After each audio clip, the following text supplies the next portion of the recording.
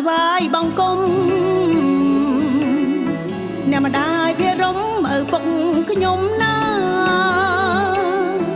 តាំងពីខ្លួនកូនបែកពីគ្រួសារកូនសែនទុក្ខារលឹក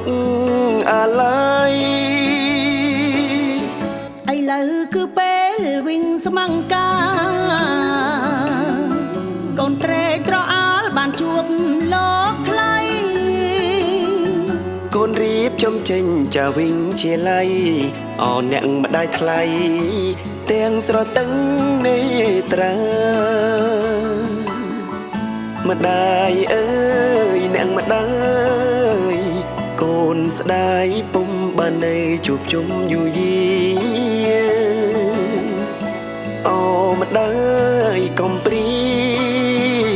កូនសូមលាទៅតវិជាទៀតហើយអោអ្នកម្ដាយថ្លៃសូមម្ដាយកុំយំសូមម្ដាយភារំនៅបានសុខស្បើចិត្តដល់ថ្ងៃកូនបែកម្ដាយទៀតហើយដើម្បីបំពេញចិនដាលោកថ្លៃអើ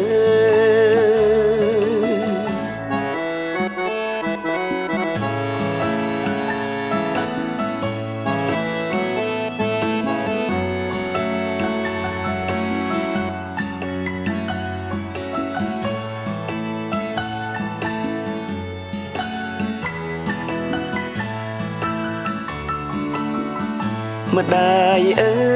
យអ្នកម្ដាយកូនស្ដាយពុំបាននៅជួបជុំយូរយា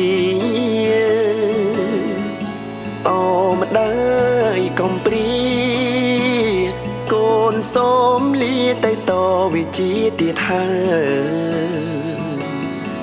អោអ្នកម្ដាយថ្លៃសូមម្ដាយកុំយំសូមម្ដាយភារំនៅបានសុខស្បើចិត្តដល់ថ្ងៃកូនបែកម្ដាយទៀតហើយដើម្បីបំពេញចិនដាលោកថ្លៃអើ